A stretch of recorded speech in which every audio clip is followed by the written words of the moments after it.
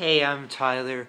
I just had a little bit something laid down on my heart. This sermon I gave at Johnson University for a Preach Festival.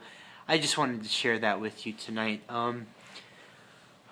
It went a little bit like this. A few years ago, I found myself madly in love with this girl. It was on a Wednesday that I asked her if she would like to go hang out with me on the following Saturday. The following Saturday would have been one full year without Pop, and we both agreed on this bet. We were both going to go one full year without Pop, and then on the year we were going to go drink Pop. So I was pretty excited when she said that she wanted to go hang out with me. So not only do I get to go on this date with the woman of my dreams, I guess you can say at that time, but I get to go drink Pop, so it's a win-win for me. So I was pretty excited. On the Saturday, I get all ready. I'm so excited on that day. I take my shower. I actually use soap this time. But I put on my deodorant, brush my teeth, put on cologne, put my shoes on, and I text her. I'm all ready, remember this. And I text her and say, hey, what time do you want me to pick you up? She says, sorry, I can't today. So I was a little bit bummed out. It made me feel like I was not good enough. Yeah, it didn't make me feel good. The whole day I was like, wow, I'm really not good enough. So this leads to my next question. Have you ever felt that you weren't good enough for whatever reason? Or has anyone ever told you, hey, you are not good enough for this or that? In the Bible, there are many people who weren't good enough. So I just want to share a few of those stories with you. Let's take a look at Adam and Eve. They were the first people on this earth, and if you remember, they decided to eat from the tree they were told not to eat from. So they sinned and did what God told them not to do. And God still used them even after they weren't good enough to be used by God. God still used those two to start life on this earth. Paul wasn't always named Paul. He used to be named Saul. So if you remember, Saul killed many Christians because he thought his way was right, not theirs. After an encounter with God, he led many people to God.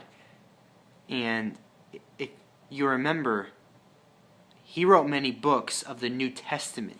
So God still used Saul even after he was messed up or not good enough. How about Jonah? A lot of people know the story of Jonah and the fish or whale. God told Jonah to go to Nineveh to lead people to his throne. God sent him, tried to send him, and Jonah didn't want to do that. He did his own thing. He actually felt bad for doing that and tried to kill himself by being thrown off of a boat in a raging storm. How crazy is that? So he was not good enough for doing that to be used by God. But God used a fish and took him to Nineveh and still used Jonah. How about King David? David and Goliath? That King David? David was a small dude, and Goliath was a huge dude. Goliath, perfect for war. David, not anywhere close to being perfect. David said, I'll fight Goliath since no one else will. And David was used by God to save his people. David killed Goliath. And then later, David had an affair with Bathsheba. After the affair happened, David sent Bathsheba's husband to the front of the war and to the front of the line in war to be killed. So that's not good enough to be used by God, right? God still used David after all that happened. And to this day, David is one of the greatest kings. We can't forget David is a man after God's own heart. God still used him. Now, this last person goes by the name of Rahab. She was a prostitute. Not good enough back in that time to be used by God. Her story is found in Joshua chapter 2. It goes a little bit like this. Joshua sent 2 spies from Shittim. He said, "Go, look over the land, especially Jericho." Jericho was where Rahab was, if you didn't know that already. Joshua sent the 2 spies, and the 2 spies went and entered the house of a prostitute named Rahab. The king of Jericho was told that this happened, that the spies were there, and they were in the house of Rahab. So the king of Jericho sent this message to Rahab: "Bring out the men who came to you and entered your house, because they have come to spy out the whole land." Rahab then said, "Yeah, the men came to me. I don't know where they came from, and I don't know which way they went. Go after them quickly. You might catch up to them, because it was dusk and it was time to close the city gate." The men went out in search of the spies, and at this point it was nighttime, so the spies were not only on the roof, but they were laying down for the night.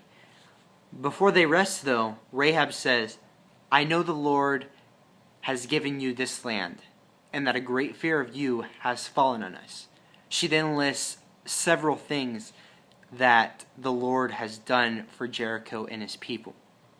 She then asks the spies to save her and her family's lives. And she asked that because she knows Joshua and his people are coming, and they're going to wipe away Jericho. And Rahab wanted to be on the winning side, to be on God's side. The spies promised to save her and her family if she does exactly if she doesn't tell what the spies are doing. Rahab tells the spies to go and hide. The spies then tell Rahab, "Put this scarlet cord out of your window." Later, the spies go and tell Joshua what happened. Later, Joshua and his people fight in the Battle of Jericho. They win, of course, and the city was completely destroyed. Because of what Rahab did, she saved her life, the spies' lives, and her family's lives. And later on down the road, Jesus became a direct descendant from Rahab. So not only did Rahab save her life, her family's lives, the spies' lives, Jesus' life, but in a way she also saved ours. Because Jesus saved our life, and Rahab saved Jesus' life. So, did you catch what Rahab did with God's people? The people she didn't even know? She did something very brave. Many of us wouldn't even think about doing that. She was a prostitute, looked down on by many people, scowled at, looked at funny, talked about badly, treated differently than everyone else. But she surrendered to God because she saw the spies and saw hope for a better future, something beyond the city walls. She allowed God to use her for his people to subdue Jericho. Rahab was told to stick the scarlet cord out of her window to tell the spies she was there and to save her. That red cord symbolized her past, her present, and her future being surrendered to God. She was probably made fun of not only for being a prostitute, but for sticking a scarlet cord out of her window. Like, what the heck? Many people were probably saying things like, wow, that stupid prostitute must be going crazy again. Or, wow, look at that stupid lady. Many things like that. Probably worse than that. She didn't really care what people were going to say about her, because she knew she was on the winning side. She surrendered to God and didn't care what anybody said about that. All she cared about was she was on that winning side. God's side. Not the city's side, but God's side. Did you notice what each of these people's stories had in common? They each surrendered their all to God. They surrendered their past, their present, and their future to God. God uses all who surrender their all. You see, we're all in this crazy messed up world, just like Rahab was in the crazy messed up city wall of Jericho. Rahab found that if she surrendered her all to God, God was going to use her.